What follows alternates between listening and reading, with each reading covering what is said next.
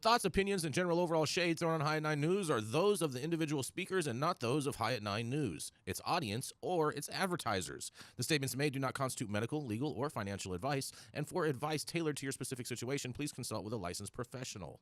Welcome to the High at 9 News Hour, where you will hear from cannabis industry experts and professionals from around the country talk about important topics while shining light on global issues and discussing cannabis as it relates to politics, regulation and reform, data and technology, science, research and medicine, family and parenting, art, celebrities and entertainment, fitness, sports, mental health and wellness, and plant-based medicines and entheogenics.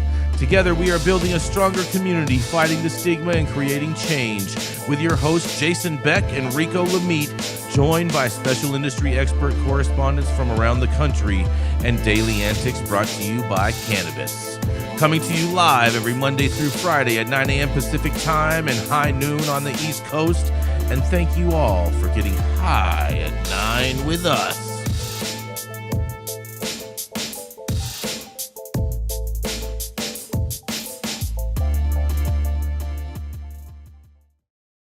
Yeah, good morning, everybody. That's right. It is Tuesday, September 3rd, and today is U.S. Bowling League Day, you guys. Todd, you look like a bowler. No, I do. Yeah. Kind of, yeah. Take that as an insult.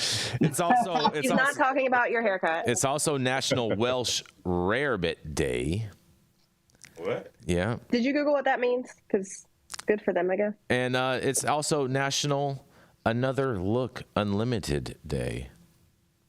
I think that's kind of weird too, but whatever. Yeah. Today kind of sucks. Anyways, thank you all for joining us and getting high at 9 with us. It's also high noon on the East Coast. And please remember to like, share, and subscribe to us on all social media platforms. You can look up above or down below on your screen to see exactly where we live on the internet. And we are live every Monday through Friday on YouTube, Rumble, Twitch, Twitter, Instagram, Facebook, and on our very own website at www.highat9news.com. But kicking it us off first today, that's right, it's the dope dad himself, Mr. Rico Lamitte, who is out gallivanting and apparently skinny dipping out in the waters yesterday on Labor Day, laboring atrociously. That's right. It is the dope dad himself, Mr. Rico Lamitte. Oh, wow. Crowd goes wild. Yes. Yeah, Adam's not here, so you get no applause today. Ain't much skinny about this dip. Oh, boy. That was not a snake anyway. All right. Somebody don't get these goddamn snakes out of this goddamn lake. Oh, boy. Oh, appreciate boy. That. And it was much needed. But I'm talking about social equity today, so I'm very interested in what's going on here. So my question. Audio's very low. Yeah. Audio's low? Still? Just go ahead. Just keep on going, bro. Just keep on going. Check your mic settings. Check your mic settings real quick. My gain's all the way up. Make sure you're on the right mic. It's on the right sounds like your computer mic. Mm-hmm. Hold up. Yeah, it's on my Rodecaster. Gain's all the way up. There you go. Now that's way better. Go ahead. There you go. Okay. Mm-hmm. But here's a question for everybody. Who should be allowed to access state cannabis social equity funds? The answer might be more complicated than you think, and the majority of regulators issuing said benefits dance around the real issue, the fact that social equity is a made-up marketing term with no real definition. As more states come online with their own medical and adult use programming, social equities just become a box to check with some sort of vague tie-in to righting the wrongs of the war on drugs or offering assistance to those who were most negatively affected or harmed by heavy-handed enforcement. But who ultimately qualifies as subject to and up to the regulating bodies to decide? And just last week, Vermont's Supreme Court tested the state's boundaries and tried its best to offer an official definition of the word harm. A lot's at stake, and I'm sure not everybody's happy with the ruling. Calvin Cutler of Montpelier, Vermont news station WCAX reported on the curious case of Dan Pomerantz and his struggle to get a piece of that state $500,000 pie. Per the article, Pomerantz owns Rebel East, a sprawling outdoor organic cannabis growing operation in Craftsbury. 12 years ago, he was arrested and charged with possession. I was arrested in Washoe County, Nevada for a few grams of cannabis and having some cash on me, but what I went through was a very traumatic life experience, Pomerantz said. He was bailed out pre-trial, and after many twists and turns, his sentencing was deferred. A decade later, while setting up his own legal cannabis farm, Pomerantz applied to Vermont's social equity program, which would waive his licensing fees and give him access to a special fund to help grow his business. However, Vermont's Cannabis Control Board, hold the applause. However, Vermont's Cannabis Control Board rejected his application. We are looking at people who were ripped from their communities, and the bonds of their social connections have been severed by this incarcerative sentence, said James Pepper, the chair of Cannabis Control Board. Pomerantz appealed all the way to the state Supreme Court. But last week, in a 10-page ruling, the court sided with regulators, ruling that Pomerantz is not eligible for social equity license because he was never officially sentenced, and because, according to the court, he did not experience long-term personal harm as a result of the war on drugs. Cutler said that Pomerantz contends the Cannabis Control Board is wrong and points to other people in the industry he says are now better off. I can name 100 people who are licensed operators in Vermont and have more wealth and financial backing, he said. According to state data, 88 licenses, or about 16% of Vermont's cannabis marketplace, have social equity status. The program was originally created by the state legislators to give a leg up on to people who have been harmed by the war on drugs, particularly for Black and Hispanic communities. But Pepper acknowledges that being harmed by cannabis prohibition is difficult to define. If we were to give a social equity statute to anyone who's ever been arrested and even detained for cannabis conviction, it dilutes the program to the point where there is no equity anymore, he said. It comes as the state of Vermont in recent years has expunged hundreds of cannabis charges, and a study committee is examining whether the state should put more money into that $500,000 pot to help people launch their businesses. As more states come online for medical and adult use programming, more and more of these cases are going to come up, some nefarious, some in good faith. But my question is to the team, at least in the case of Pomerantz versus the state of Vermont, do y'all agree with the ruling? Why or why not? I'm Rico Lamitte, the dopest dad on the street for High at 9 News. Let's talk about it, y'all. Talk about it Tuesday. Let's talk about it. Let's talk about privilege. Let's talk about, clamoring for something. It doesn't sound like he got harmed to me, bro. You bailed out, never got convicted, never had any issues. Sir, this is a case for safe banking. This is not a case for social equity. This is a case for being able to get actual hard money funding for cannabis entrepreneurs, as opposed to, they hurt my feelings and I feel like I've been slighted. No, sir, you won't. I'd love to see what this guy looks like, but I bet I could guess. It's still on his record, though, right? A couple grams, Rico. A charge is a charge, whether it's whether it's 1 gram or 100 grams, it's the same charge. Is not a charge. His sentence was deferred. His sentence was deferred. Yeah, he's a free man, but he could argue that he wasn't able to get a job. He can argue that people looked at him differently. There's a lot of stuff that equates to quote unquote harm. I think the problem here is social equity. Give him a cute little expungement. Give him a cute little expungement and let him close everything up for his 2 doobies that he got caught with on his Vegas boys trip.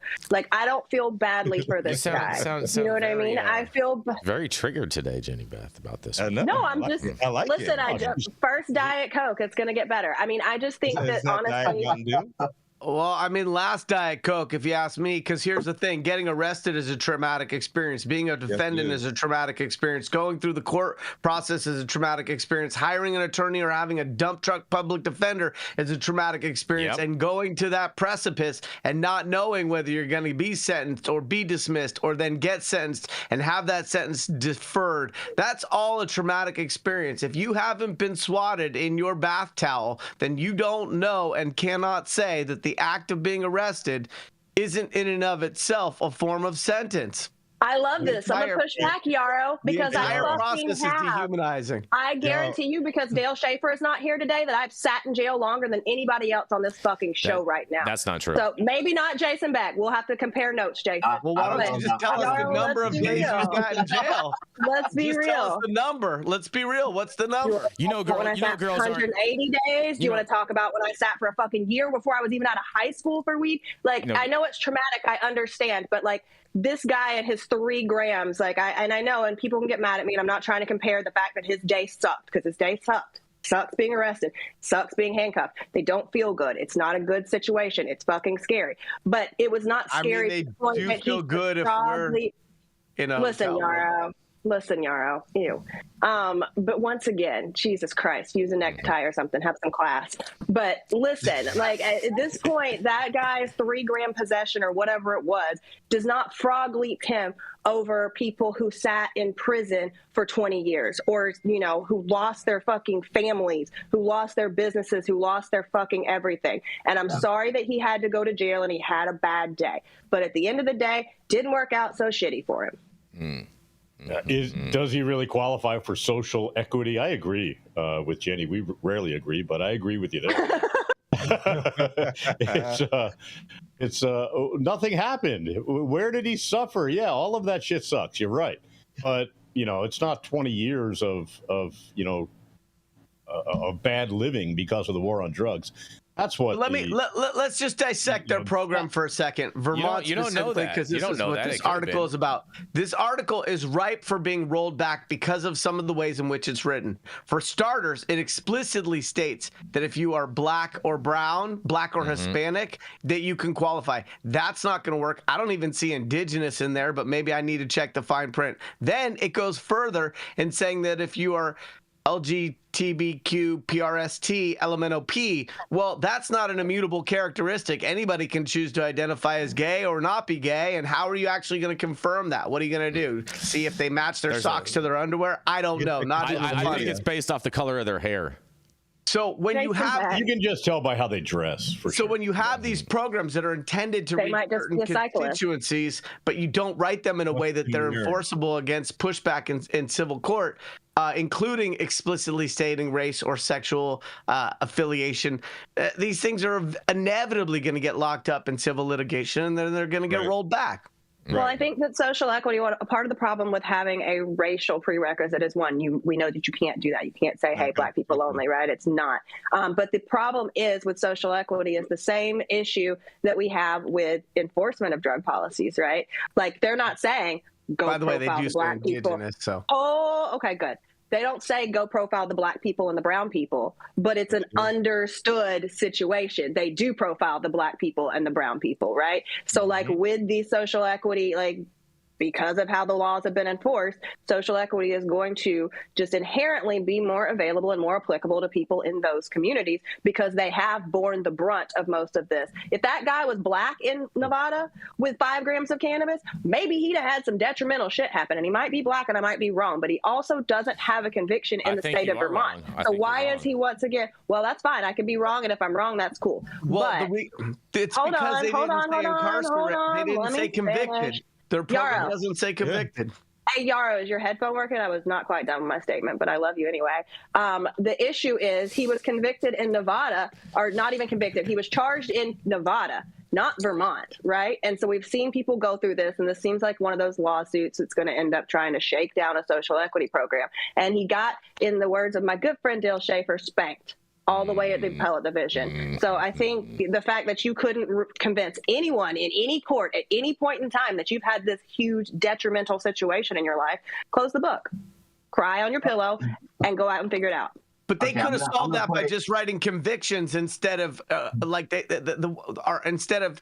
So the reason why he didn't qualify is because they said incarcerated instead of arrested or convicted, right? And so all I'm saying is that this is a byproduct of policy that it just needs to be very clear. If it's arrested, it's arrested. If it's convicted, if it's convicted. If it's incarcerated, it's incarcerated. That's and right. So for him, If it's a duck, they it's wrote a duck. They wrote that you have to have been incarcerated, which is not the full encompassment of justice involved, but he didn't get incarcerated, so he didn't qualify. Like, that's by their guidelines. Like, I don't know why the guy would sue to begin with. Whiny ass bitch. Sorry, I hope I don't see him at a conference. And I think I think it's fair to make sure that there's a difference between being detained and being arrested.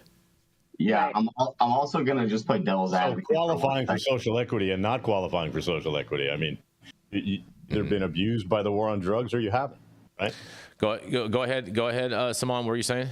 I was going to say that let's dissect this point that like getting arrested in the state that you're applying for is the only applicable way to get social equity for cannabis. I don't think that's true. I think that when you're federal, I think when your rights are violated in any state, it's an infringement on your rights as an individual American citizen, and doesn't have to do actually with the state that you're applying for a cannabis license in.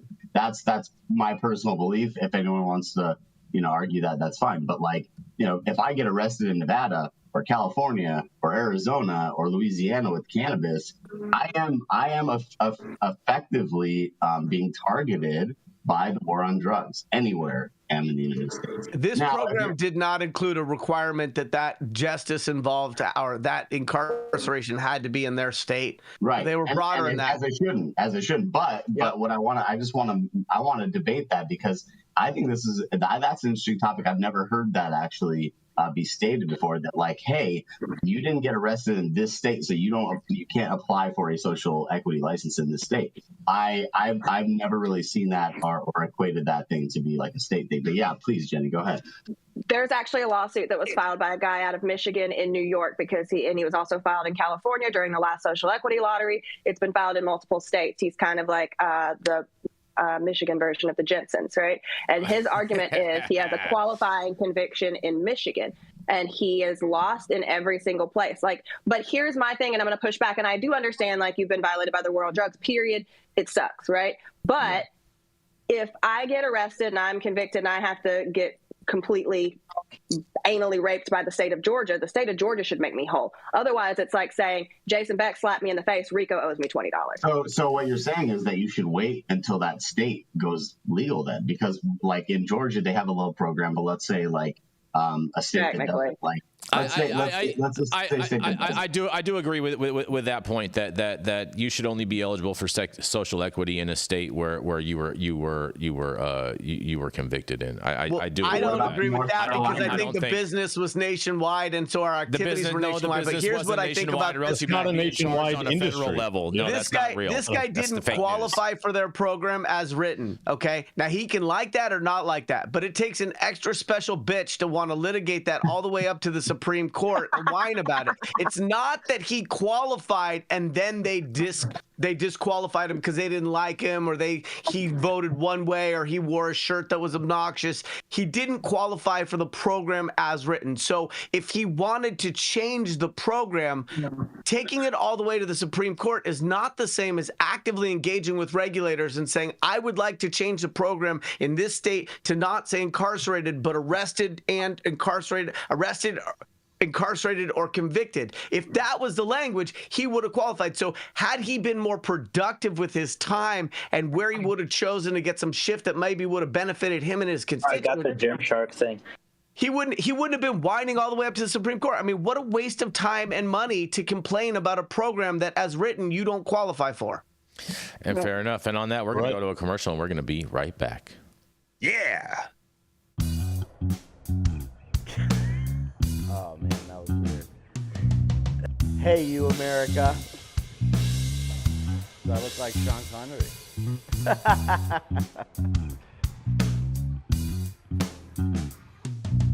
Good morning, America. Saman Razani coming to you live from sunny Los Angeles, California, with the one and only highest host, Mr. Jason Beck, smoking on the best weed in the world. Did you know that we have an audio-only version of our podcast?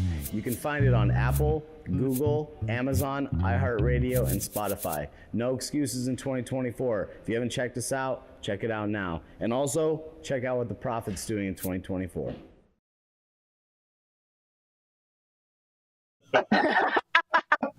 Next, y'all know who it is. It's the Donald Trump apologist that'll never be heard Not apologizing. an apologist.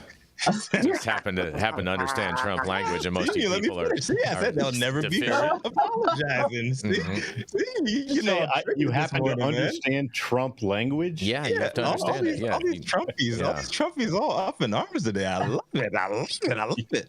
Y'all know who it Should've is. been here He's yesterday, the head Rico. honcho of High at Night News, known for smoking the best weed in the world. And most rooms he walks into, he's the highest Republican, from what I hear. But I don't know. Maybe not all of them. You never seen Jason Beck. Oh man, you guys, let me tell you something. I got some good news for you guys today. On this Talk About It Tuesday, because measures to legalize medical marijuana in Nebraska can appear on the November ballot, an official says, you guys. So congratulations, Nebraska, because a group is seeking to legalize marijuana for medical use in Nebraska has gathered enough signatures to get the issue before the voters this November. The state's top election official said on Friday. That's right. Nebraskans for Medical Marijuana announced earlier this year that it had garnered about 114,000 signatures, well more than the approximately 86,000 needed. For each of two petitions, one that would allow marijuana as medical use and the other to regulate the medical marijuana industry in the state. Signatures must also be collected from 5% of the registered voters in at least 38 of Nebraska's 93 counties to qualify for the ballot. And Nebraska Secretary of State Bob Envin said his office has so far verified more than 89,000 signatures for each, and that both petitions met the 5% threshold in 51 counties.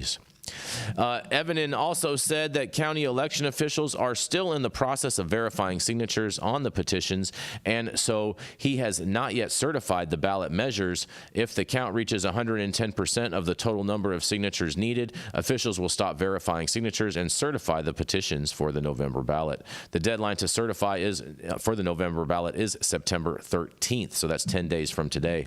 It's the third effort by Nebraskans for Medical Marijuana to get the issue on the ballot. Back in 2020, the group came close after meeting signature requirements, but opponents sued, arguing that it violated state rules requiring ballot measures to focus on a single subject question.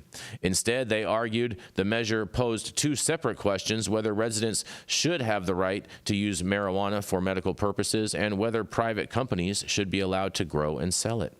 The state Supreme Court sided with the efforts of the opponents and prevented it from going to the voters. And in 2022, with only months to do so, organizers failed to collect enough signatures to get the question on the November ballot. In a quote, "After years of hard work, we are beyond excited that Nebraskans will finally have the opportunity to have their voices heard on this issue in November," said Krista Eggers, Nebraska for Medical Marijuana's campaign manager. In a quote, she says, "Our fight has been long, it has been hard, but we have never given up. Today, we celebrate that very soon patients in this state will have access to medical cannabis treatments." Lancaster County Sheriff Terry Wagner, who initially brought the lawsuit that saw the measure kicked off the ballot back in 2020, remains opposed to legalizing medical marijuana, saying it numbs down the public perception of the harms of marijuana that it does. And in an additional quote, "It's a gateway to recreational marijuana," Wagner said on Friday. "It's not medicine, it's a weed. If it were to be approved by the FDA, then my view might change," he says. In May, the federal government began to process to reclassify marijuana as a less dangerous drug, and dozens of states have legalized marijuana for either medical or adult use purposes, most recently in Ohio last November. This fall, voters will weigh in on legalizing adult use marijuana in North Dakota and South Dakota and Florida this November, you guys. Well, Nebraska, looks like you guys are going to have something to vote for in this election, and I can't wait to see how this comes out for you guys. All you Cornhuskers out there are going to go to the polls and cast your votes, and we'll see what happens. And this is Jason Beck for the High at 9 News Hour. What do y'all have to say about this? Big love to Nebraska, but I would not be surprised if this shit gets gnomed. Oh, I see what you did there. I see what you did there, Rico. That was cute. Damn. That was cute. Mm-hmm. Mm-hmm. That's a pretty red state, so it's going to be tough to pass. I mean, all right, let's here's the part where Todd and I disagree again. I don't think that it's necessarily Republican versus Democrat. I think it's, if you look at the group of people there, right? These are farming communities. These are very old school, religious, I would probably blame it on the Bible thumpers and the generation of the old people that are living on farms, right? Because I think most of the younger people in Nebraska are maybe probably getting out if they feel that they have more progressive views. But the voting public is probably going to be some guy with a truck and some overalls and some Carhartt hat, which shout out to Carhartt. But I think that's probably going to be the bigger issue, is not that it's a red state, because I think it's going to be their voting public that comes back with more conservative values, and not in the political sense, in the we Jesus gun and Those guys traditionally. One person at a time. One person at a time. Go ahead, Todd. Yeah, I gotta ride with Todd on this one because it's a red state and it's run by red regulators and the people in charge. I think this will be shot down, even if the ballot initiative succeeds. I'm willing to bet these guys and swatted down like Kristi Noem did, and like Ron DeSantis will try to do in Florida.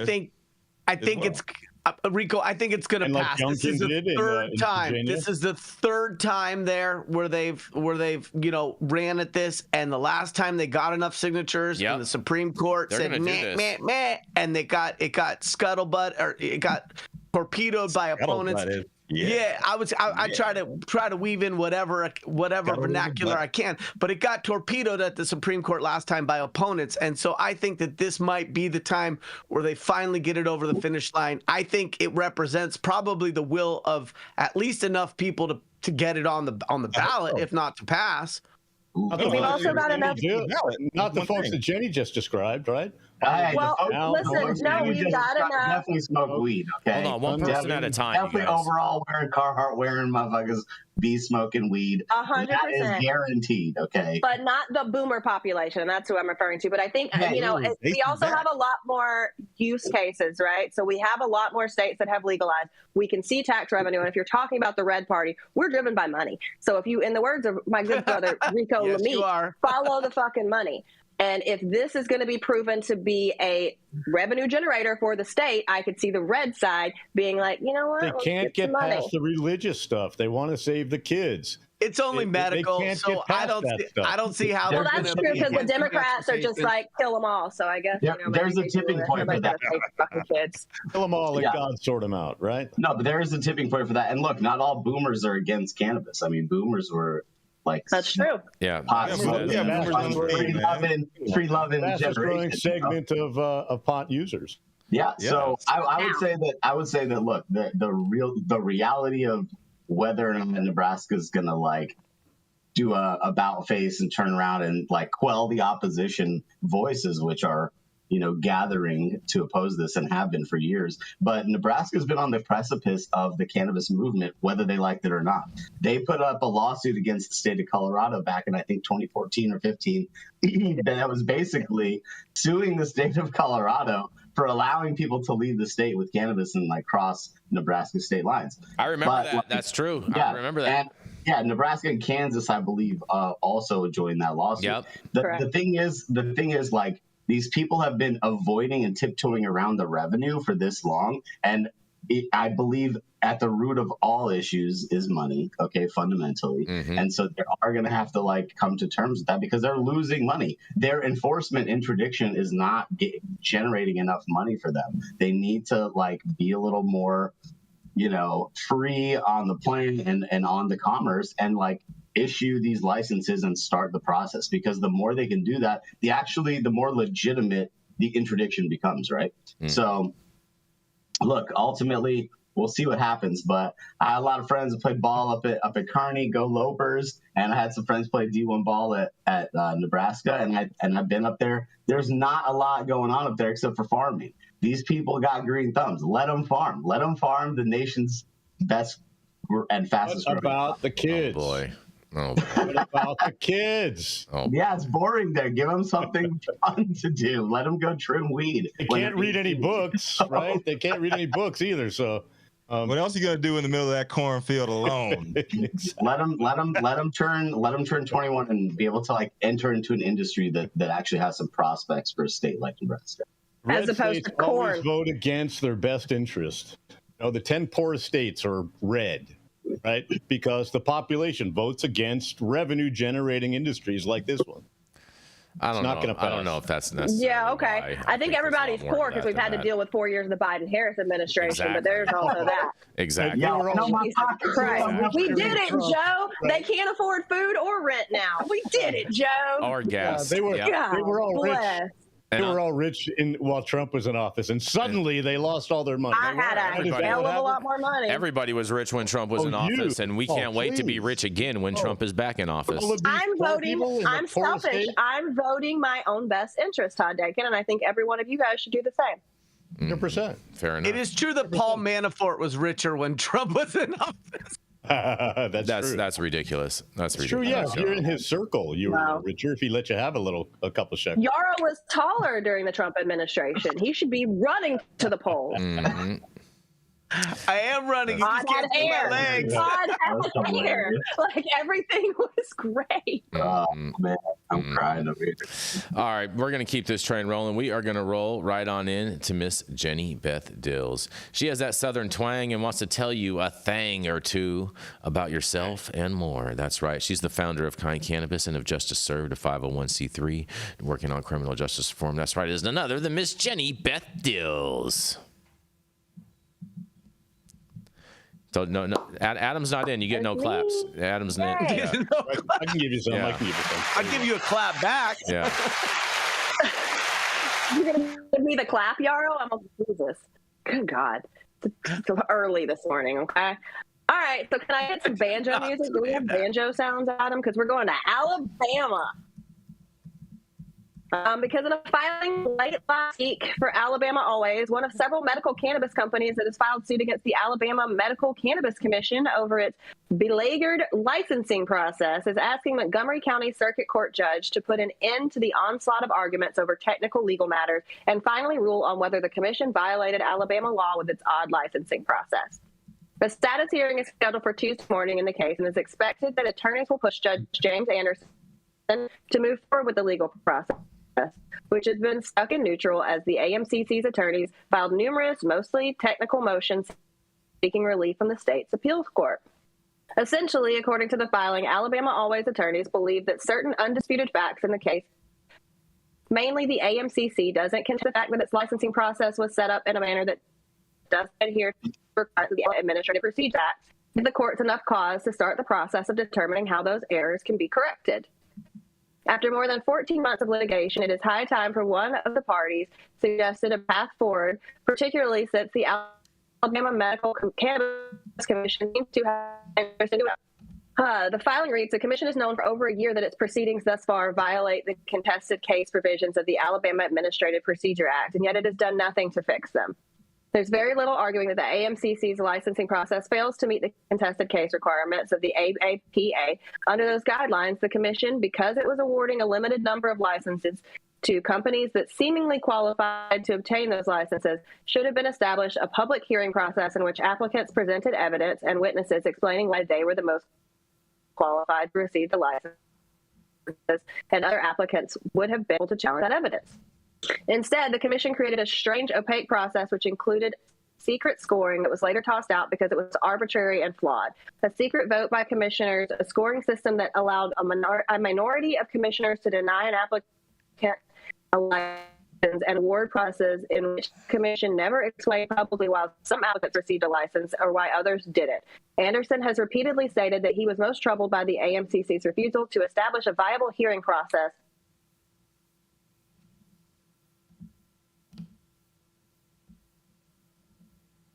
Oh, no. She's dropped. Her internet sucks balls. I feel like you're disparaging that activity instead of amplifying it and encouraging more people to do that. What, suck balls?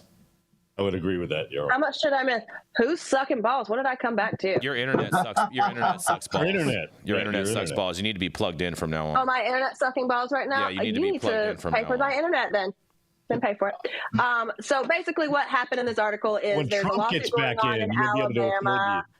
Great, Todd. Let me summarize my article, and then you can talk about Trump and, suck Biden's cocky. Okay. So, I don't know why I did two hands, but hey.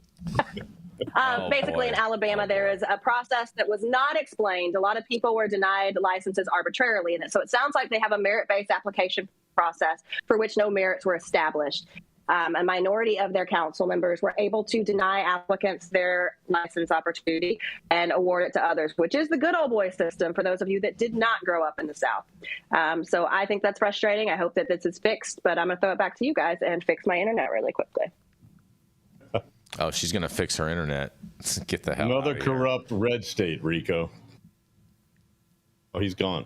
No, Rico's gone. Rico has a meeting he had to head out for. Got it. Yeah, I mean it's a bummer that you can't get a program together. It amazes me that how states just continuously just screw this up time after time after time. New York's a perfect example. But now Alabama can't get their shit together. I don't understand. It's bad people in office doing bad things. Lots of bad people, especially in the White House right now. Lots of bad people. Oh boy. Yeah. Oh boy. Those bad hombres in Aurora, Colorado. That's right. Lots of bad people. The tough part with Alabama and these little good old boy states is like when there's an issue, like, for example, I've had a situation in Georgia where the judge is the one who decides if he has a conflict and the judge is the one who decides if he has jurisdiction, even if by legal definition he does not. So when you're saying, hey, you guys did not do the right thing here, they're looking to their best friend. They just shook hands in church on Sunday and agreed that they're both going to come in on Monday morning and say, yeah, we can. So we'll see if this moves at all. This is another example of a state trying to roll out a program, not looking at best and worst practices in other states, not looking at lessons learned with rollouts in places. And the lack of transparency. I mean, I think back to Illinois and how they hired a foreign company to and spent bazillions of dollars to have those people run their licensing program, and it was not good. And so to not have that measure of transparency, to have a scoring system that was subject to critique, to not adhere to some of the things that they didn't adhere to, like the Alabama Administrative Procedure Act. There's enough lawyers that could have anticipated that was going to be a problem. And so I just am pained by this, because the pushback in courts to get them to do a better job is a byproduct of bad planning, bad programming, bad execution. And at the end of the day, who suffers for it, right? Not the people who made the mistakes, but the people who are looking for increased access to cannabis. Well, and realistically, Alabama passed this in 2021. They've had 3 years to come up with something that makes sense. They could have called Colorado. They could have called California. They could have called anybody who's been able to actually... what the fuck do you mean? Colorado's legislation is the base for most of the fucking programs. Exactly. You're smoking and look, cocaine, most Jason. of the programs are all failing. Mind. Most of the programs are all failing. They should have reached out to Missouri. All of the points that work, Missouri. Okay, yeah, we'll get right on that with Missouri. Like, Jason, look at places that have had the program who have fixed it. Colorado's been through more growing pains than any other state in an adult use market because they started it. You're right. So you growing can complain and talk shit about is a pain in Colorado. No, you're right. You can talk shit about Colorado all you want, Jason, but the fact is you just don't know what you're talking about. And I love you to death, but you don't know what you're talking about. I know exactly what I'm talking about. I mean, I think we can say that the majority of failures in programs have a lot to do with taxes, tax structure that doesn't work, not necessarily the people running these programs, but the tax structure doesn't work, as well as, at least in some states, a lack of access to brick and mortar retail. So you've got these supply chains that aren't healthy and really free market. But I think, again, we have to go back to a process where if you're in Alabama and you don't have a viable hearing process by which denied applicants can challenge commission decisions and raise basic questions about why licenses were awarded, it fails to meet the sniff test for due process for democratic society. And so what did they think was going to happen but end up being tied up in court later?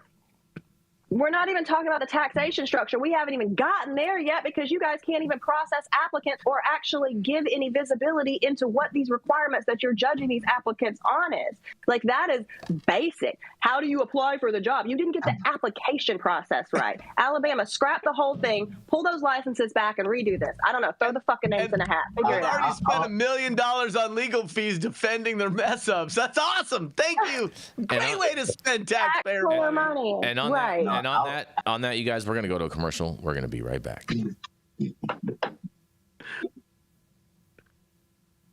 Adam, you with us? Are you shaking your head What's at me? going on? The control tower from Highly Educated has perfected the dab. Utilizing the concept of thin film evaporation, you can waste none of it and taste all of it.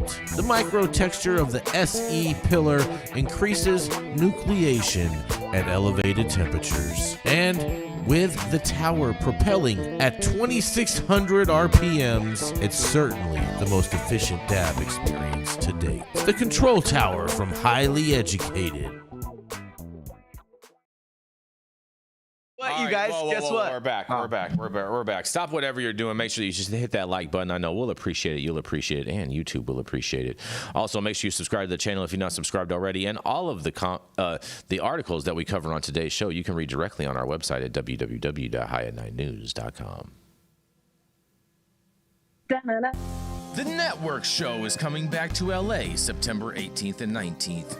Make sure to get your tickets now for the only B2B licensed flower trade show in LA. With its previous shows selling out, you'll want to act fast so you don't miss out on over 150 of the best brands and distributors throughout California. The Network Show captures and ensures an intimate, focused environment for California's most influential brands and retailers to join forces in the true spirit of the legacy operator. So head over to www.networkshow.co/ticketing to reserve your spot and start cultivating connections at this year's Network Show.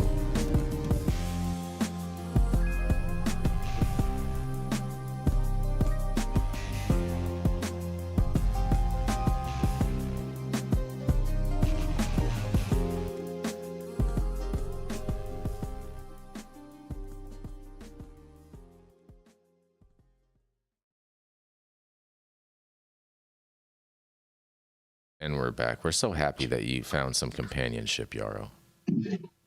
Oh, wow, Jason. Yes. Coming up Puzzle next. Yeah. Coming up next. That's right. It's the man with the golden voice from Las Vegas, Nevada. He's the founder of the Smuggleverse, where you can buy all of your digital dank, as well as Digipath Labs, where you should get all your testing done in Las Vegas, Nevada. That's right. Isn't another the Mr. Todd Denkin. Thank you very much. Also in Arizona, by the way, Digipath Labs. Also in Phoenix, Arizona. Well, more and more people are buying pre-rolls because pre-rolls spark the fastest growth category in the cannabis industry.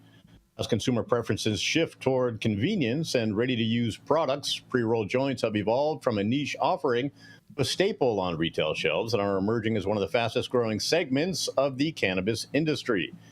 Between June 2023 and June 2024, pre-rolls experienced the biggest increase in sales revenue among all categories, jumping 11.89%, according to a recent study.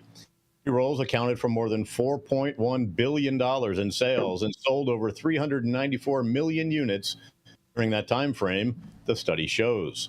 The study was conducted by Renton, Washington-based pre-roll packaging and manufacturing company, Custom Cones USA, and Seattle-headquartered cannabis industry analytics firm Headset. Quality has continued to increase and prices continue to drop, said Harrison Bard, co-founder and CEO of Custom Cones USA and Day Savers. Adam Coates, chief revenue officer of Calgary, Alberta-based Decibel Cannabis, maker of cannabis of Canada's #1 selling pre-roll brand, General Admission, attributed the rising popularity of pre-rolls to consumers looking for instant gratification. Convenience formats are starting to take hold, Coates said. That's why you're seeing the growth of pre-rolls, but you're also seeing it in other categories like all-in-one vapes. Infused joints, which became the top-selling pre-roll category in the United States last year, have maintained an average of 43.4% share of the segment in markets that Headset tracks. Infused pre-rolls hit 44.4% market share the first half of 2024, suggesting preference for premium goods. Sales of infused pre-rolls reached more than $1.75 billion in 2023 in the first half of 2024, according to the Custom Cone study, overtaking hybrid and single-strain pre-rolls, which saw a $1.64 billion in sales during that same time. Sales of general admission infused pre-rolls took off in 2022 after Health Canada clarified the language in its regulations, Coach said. The previous interpretation was that you couldn't combine two classes of cannabis-dried flower and extracts, for example, to create one product, which meant infused pre-rolls were not permitted. He said, our biggest product line and what was put as in the leader position is distillate-infused pre-rolls. He'd seen the success of them in the U.S. markets like Colorado, California, and Oregon. High-potency pre-rolls with added terpenes was in line for what the customer was looking for, he added. Eater CEO Sebastian Solano said, before the California-based pre-roll brand enters a new market, non-infused pre-rolls tend to dominate with 70 to 90% of sales. Once Jeter enters the market, infused pre-rolls increase, Solano said, and in some markets it becomes 70%. Custom Cones Bard said consumers' preferences vary, although most are looking for the most potent pre-rolls they can get, complaint among bud tenders and others educating the public about marijuana. He said, potency is not the end-all, be-all. It's one of the many factors to consider. Freshness, terpenes, and which cannabinoids are in the product, Bard said, and especially for people who have anxiety. Still, some consumers consider price above all else, and that's where companies such as Michigan-based Dragonfly shine. As states open up and prices come down, good cannabis becomes more accessible, said Ching Ho, founder of Dragonfly, which says it supplies 90% of Michigan's wholesale pre-roll market. What we're known for is we move a whole lot of pre-rolls. You move more pre-rolls in 1 month in Michigan than the entirety of the New York market in a year, Ho said. Dragonfly is poised to expand into the New York market, he added.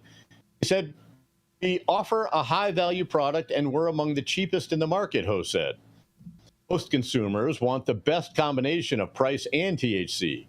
Uninfused Dragonfly pre-rolls sell for $1, while the company gets $3 per infused joint. Who said the company can afford to sell its pre-rolls at low prices because it produces its own marijuana. It's kind of like Costco rotisserie chickens, he said, referring to the $4.99 birds the Warehouse Club offers its members. They own their own factory. Otherwise, there's no way they can do that. Prepackaged containers of pre-rolls that come in quantities of 2 or more are also gaining popularity because they're economical and convenient for both manufacturers, and they also save on packaging and labor costs, and consumers who save by bundling multiple joints into a single purchase. Multi-pack sales made up 27.7% of the pre-roll market in 2018, a share that skyrocketed to nearly half of the pre-roll market as of June, according to the Custom Cones study. Multi-pack revenue increased 43% in 18 months, rising from $89 million in January to $127.4 million in June. Joints used to be an add-on item, Bard said. Now consumers are going and solely buying pre-rolls. Multi-packs demonstrate that consumers have brand loyalty and people will smoke the same thing for a whole week, Bard said. 1 gram pre-rolls continue to be the most popular product. Quarter gram or dog walker joints are gaining popularity. Pre-rolls are the third biggest category behind flower and vape pens, which both saw modest gains of less than 3.5%, according to the study. As pre-rolls are more convenient to consume than flower, which must be ground and rolled into a joint or other device. Pre-rolls are likely to increase usage. Pre-rolls are also more appealing to the new consumers who haven't used marijuana or are open to trying it now. Of course, connoisseurs will always love to see the flower they're smoking and enjoy the process of breaking it up and rolling it. So, what do you guys think? I'm not really a pre-roll buyer. I bet you guys are not pre-roll buyers. Who's buying all of these pre-rolls? Because I'm certainly not. I'm a pre-roll seller. I'll tell you that much. I know. Yeah. I know you are. You already know I break down the herb, Todd. You saw me do it over a whole course of a whole evening. Yeah, so you should be a pre-roll buyer. You are the one on the panel that should be a pre-roll buyer. Just buy that shit, bro. No, bro. You got to meticulously break up your sticky California people. That's how it goes. You should bring your stash to the rollers. Let them roll it for you. It just sounds like Ching Ho is the ding ho of Right. Minnesota. Holler a joint. If you don't know what Ding Ho means, it means the best in Cantonese, my friend. So if you see the Ding Ho restaurant. Oh, very good. Thank you for that translation there, Saman. When you get bilingually punny, we know it's a good show. And the thing about weed, bro. It's just my good pre-roll weed over here. I got only really two thoughts on this. The first is consumers always want convenience. If they didn't, Krups and the little coffee pods wouldn't have become a thing. And so people are seeking convenience and not having to grind and create their own joints and you know, means that pre-rolls are a convenience category. I think for some of us, like I don't drink coffee out of a pod. I like a French press. I believe that grinding my own beans is part of the ritual. I appreciate the ritual. There are those of us who are, oh, you know, maybe a little antiquated. And my 85-year-old hippie dad, who calls an ounce a lid because he goes back that far in the cannabis space, is now buying pre-rolls. He's buying pre-rolls. And I'm like, Dad, are you kidding me? Because I'm always thinking about value. And I'm like, you paid someone else to do that? I'm also thinking about oxidation, but my dad's not oxidating too bad. He looks pretty good for 85. And the thing is that he really appreciates it. Like if he's going to go for a walk or whatever, he just doesn't want to have to deal with, you know, making a joint. And so I think I agree with that. I'm not mad at that. So I think the convenience factor is there. Here's where I disagree with the article though, okay? It talked about infused being premium, and we need to be, I think, for this show and our viewership, a little bit more specific that there are two categories of infused pre-rolls. There are those that are single strain hash holes with, you know, the same extracts as this flower and are like really thoughtfully made and taste delicious.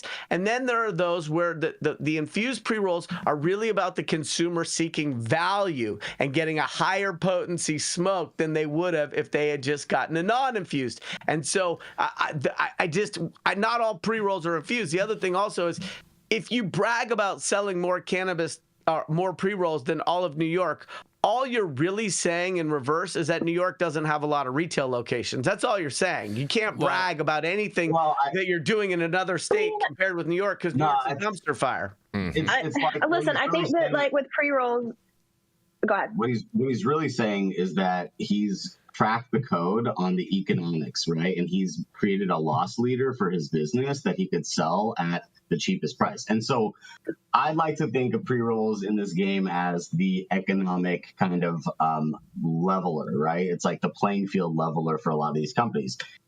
He can produce, so he's not going to make a big margin on it. He's going to bring people in the door and have people start fucking with his brand.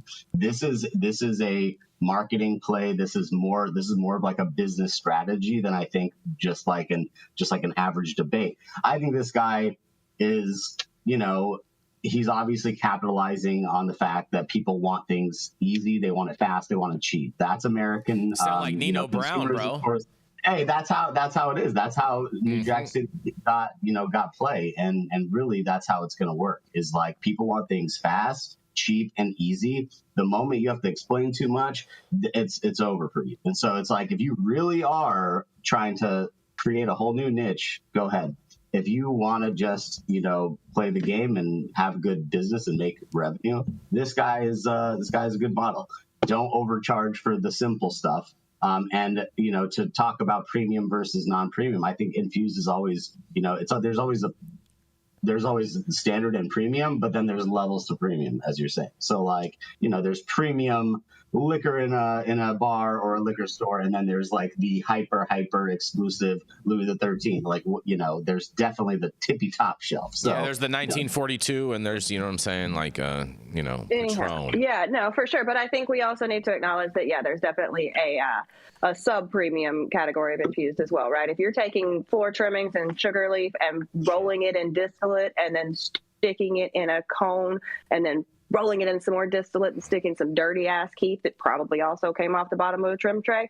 That's not a premium product to me. What it is, you're going to get 40% on your. The inexperienced smoker is going to hit it and be like, "Damn, the weed's strong." Yes, Fred, because you just essentially dabbed distillate. So, but regardless, Jenny, people want disty. Like I had to argue with some very, very prominent cannabis executives for a very long time about this. And I was forced off my position of serving distillate vape pens. Now, since then, the company has turned about face and is selling distillate vape pens and has sunsetted the solventless brand and that was doing solventless and live resin because there's an ask for every seat. No, it's people want cheap, easy, and consistent. And if you can deliver that, you're winning. There's a reason why natural light sells so well. My Honda buyer is not going to go buy a G-Wagon, right? So I understand that. And I'm not going to knock distillate. Like, it has its purposes. It serves its purposes. But if we're talking about super premium product, we need to talk about it consciously. Like, remember when you had to smoke a hash hole, you had to know how to roll a hash hole? Sure. You had to know a hash maker. Like, you gotta have good weed and a good hash. Yeah, definitely. There's even a prerequisite. But definitely, I agree. I just think, like, it's like nobody. This ultimate premium category isn't the main category, and that's where everyone's like, I like to smoke quality everything. I like quality in my life, period. But that's not attainable for 100% of everyone. And something like distillate, unfortunately, the 22-year-old girls. Well, and let's not get it too bifurcated. 22-year-olds that are going to a concert are grabbing a $7 joint. But let's also not let it. Let's not get it too bifurcated. There's not two consumers. There's a third consumer that will seek value for some situations and seek luxury for other situations. And so there is a person that, wants a dog walker that just gives them great potency and great value. And then when they're with their friends or it's a special occasion, they're reaching for something on a slightly higher shelf. Like the ones you can't reach? Like the ones you can't reach, Yarrow? Very funny. Oh, wow. Mm-hmm. Joints are expensive, too. If you and stand on top of each other, I think you guys can both get what you need. Well, I'll tell you you guys what. I mean, pre-rolls aren't going to go anywhere. People love these for these convenience factors. And there's a reason why a lot of what a lot of people in the chat would call trash pre-rolls sell so well is because you guys in the chat aren't the overall general consumer of these products. You guys are a finite, infinite group that only wants the super, super high-end product when the average American is fine with natural ice, but I would never touch that with a 10-foot pole. It's the same basic type of scenario. But nonetheless, I guess pre-rolls for the people. That's because Natty Light is better. It's disgusting. Yeah, it's disgusting. Expensive. It's disgusting. $10, $12. Listen, college was college, and $50 keg of Natty Light, and you have a great weekend with all of your friends. And we're going to go to our next commercial, and we're going to be right back. Now I'm an adult. I just ordered the summertime strawberry salad when added steak on top here at Anna's. Make sure you do the same thing too next time you're in downtown Long Beach. Come on down and check out Anna's joint on the 400 block of Pine Street. They have amazing selection of beers, foods, and when you come down here to Anna's, you can even challenge me to a game of shuffleboard if you want to lose.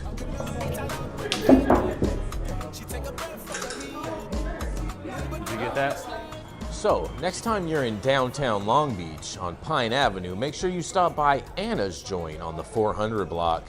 Not only do they have Anna's Joint, this restaurant and bar, but they also have the amazing deli next door, and then next door to that they have a very exotic flower shop. You may want to stop by and say hi.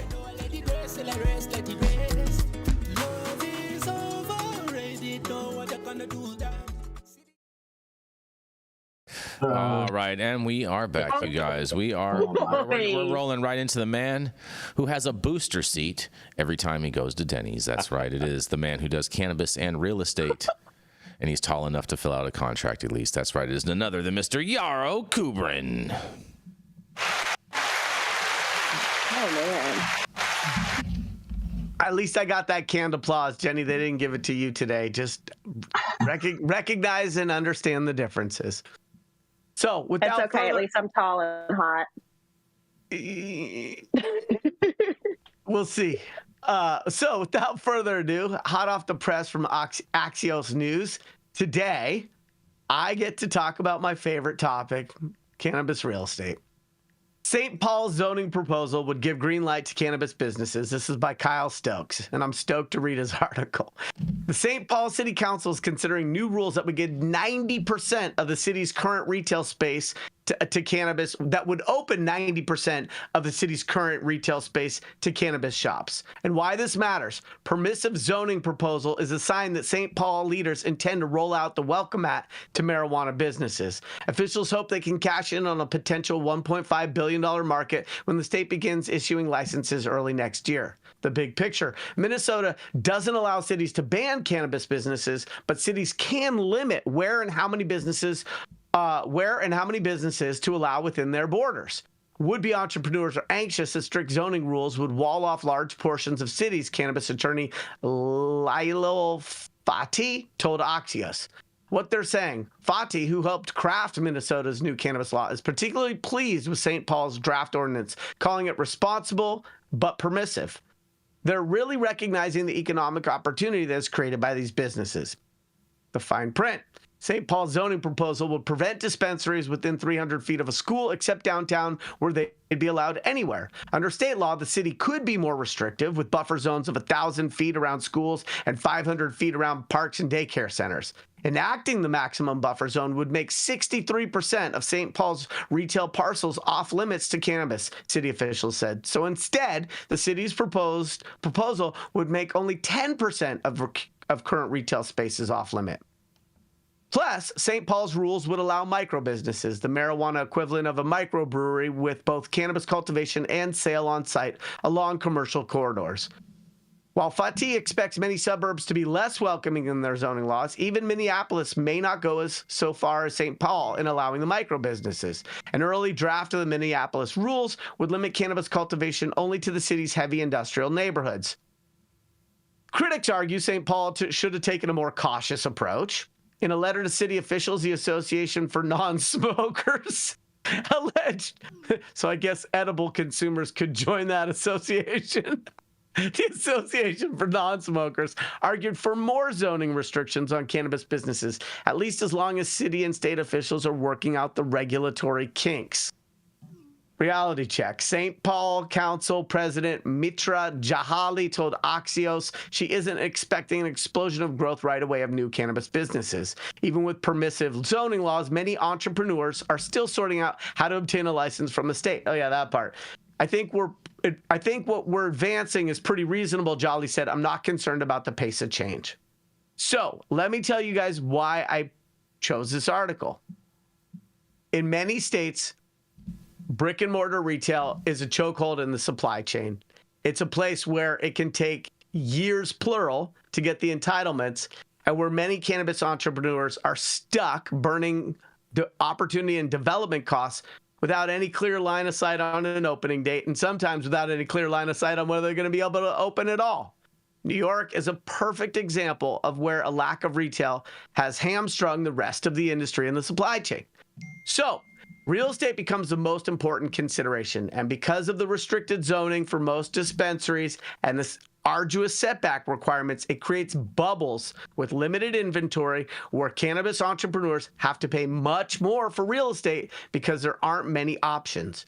So this city is turning the entire paradigm on its head by allowing up to 90% of its commercial retail properties to be eligible based on setbacks and zoning requirements. That's a game changer, and one way to not only drastically increase the number of retail locations, but also to drastically reduce the costs to entrepreneurs, because there'll be much more inventory. The other thing I like about this is it means that people can start picking their retail locations not based on just what qualifies, but also based on what will be a good commercial location for a business.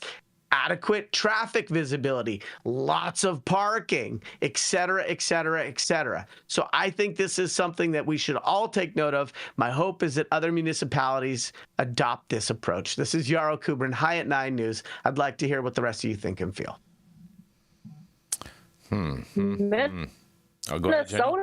Going to be selling more Juicy Lucy's because it sounds like they're going to open. Minnesota going to be selling more Juicy Lucy's because it sounds like they're going to allow beers to actually open. This is amazing news, and I think that hopefully we can kind of cut down some of those Scrooge McDuck eyes landlords that are like, oh, cannabis, try to charge 5 times rent. Are you guys? Is she sounding like R2D2 to you guys? Yeah, it's cutting. Jenny, your stuff is not working today. It's not that we don't care what you have to say. It's that if we can't hear what you have to say, I can't even disagree with you. You sound worse than R2D2 right now. Isn't this all happening in Tim Wall's state? Yeah, Tim Wall's. Mm-hmm. I mean, one thing I'll say is like they're taking advantage, like everyone should, and that's like the point. Everyone's screaming about like take advantage of what's happening and save your cities, save your states, and allow open cannabis commerce. And that's literally that's the thesis. Everyone needs to just like use this as an example, right? And whether it's Tim Waltz or anybody else, what it is like get out of the way. Get out of the way and save yourself the heartache, put money back in your coffers, save your states so that you guys can actually have some power to move forward all of the things that are necessary in the next 4, 8, 12 years to improve your city's infrastructures and to do all that. It's not going to happen without cannabis, period. Point blank, cannabis is the economic driver. Everyone needs to understand that. It's not Bitcoin mining. It's not oil and gas, it's cannabis. Why? Because there's really not that big of an impact to infrastructure. They're like in Colorado, for instance, when cannabis became legalized medically, it was 2008. What happened in 2008 and 2009 in this country? We had a huge, real estate and economic depression and recession, and like all these commercial real estate buildings were open and available, and they needed tenants. And so in Colorado, they took full advantage of that in the very beginning and were leasing these, empty warehouses to cannabis operators who were improving the infrastructure, adding to electrical infrastructure, adding to the wastewater, adding a lot of, jobs. I know that's a key topic right now in an election run, but it's like, that's the truth. And people can't lose sight of that. Cannabis is everything that it's, poised to be and everything that you've heard about. You just, get out of the way. Stop being such a, staunch opposer of the, cannabis movement and the things that it can do economically for yourself. Oh, you're exactly right. If all of these folks would just get out of the fucking way, this could be a thriving industry. It's so difficult to make money with all of the bullshit regulations and the overtaxing. If these folks that have their hand out, don't know what they're doing, can't look at other states' successes and failures, and make some rules, you're right. Just get out of the fucking way. Out of the fucking way.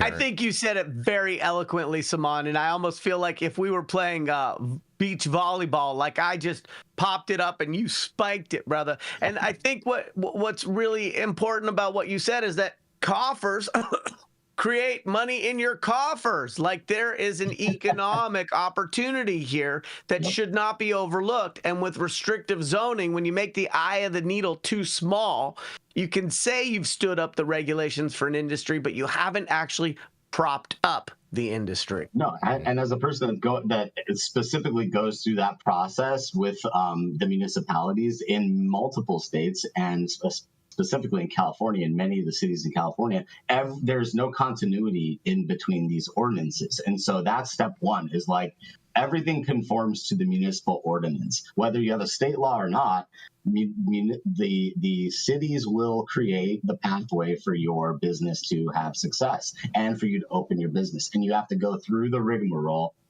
which in California and in a lot of places, it's a conditional use permit process, which triggers a bunch of external and additional California Environmental Quality Act stuff. And you have to do a lot of additional steps to get your business open. Not every state does this, and not every not every city in every state, does the same thing, but that's part of the problem. And the hoops you have to jump through are different, but generally you have to work with the city, go through the planning department, go through a planning hearing to get this approved and moved forward. And as Yarrow said, the entitlement process can take years in some cases, and it's a lot of red tape, and it's a lot of meeting, and it's a lot of, telling the story over and over and over and over and over again until you're blue in the face, just to finally, get approved under the same, conditions and with the same information as you previously had had given, but that's just the way it is. The cities are full of petty tyrants. That is true, Saman. That is true, Saman. There's tons of red tape involved with all these local municipalities, all these different planning commissions and whatnot, building and safety, all of that. It is a lot for someone to deal with, and especially for someone that's unfamiliar with how to deal with that. It can take a long time. But speaking of which, we got to keep this train rolling. Oh, and thank you so much to Troy Loyance with a big old super chat who says restrictive zoning creates privileged Willy Wonka tickets only. That is very, very true, Troy. That is so true. Thank you so much for that super chat. And we are going to roll right into the man who is a formulations expert.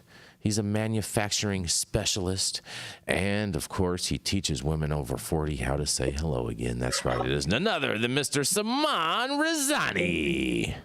Hello. I know you guys are just excited for me to keep talking to you guys out there, but I have another story from Minnesota, of all places, and this has to do with the White Earth Nation. This is from the BrainerdDispatch.com, and this is some great news coming out of Minnesota. White Earth Nation prepping to open cannabis dispensary in Moorhead.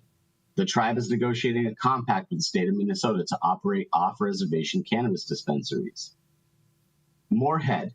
The White Earth Nation is working toward an agreement to open an adult-use cannabis dispensary in former JL Beers restaurant building on Moorhead's east side. The tribe is remodeling the structure in anticipation of reaching a compact with the state of Minnesota to operate cannabis dispensaries off the reservation. Zach Wilson, the CEO of White Earth Nation's cannabis operation, Wabigwan Mashkiki, sorry if I butchered that, I apologize, said Minnesota's 11 tribal nations are negotiating compacts with the state, and he expects approval will come case by case.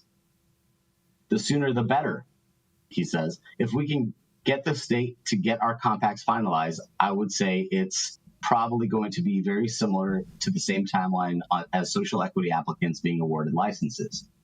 No decision has been made yet, Wilson said Tuesday, August 27th. We're really similar to the rest of the state as far as we are very confident in that we are going to be awarded a license for a dispensary off the reservation, Wilson said. The work in Moorhead is just making sure that if everything goes as we hope, we're poised to pull the trigger fast, he said. I would love to say that we could be open by the end of the year, right? That would be the goal of mine. But what I can wish for and what I can control are two different things, Wilson said. In Minnesota, applications for social equity cannabis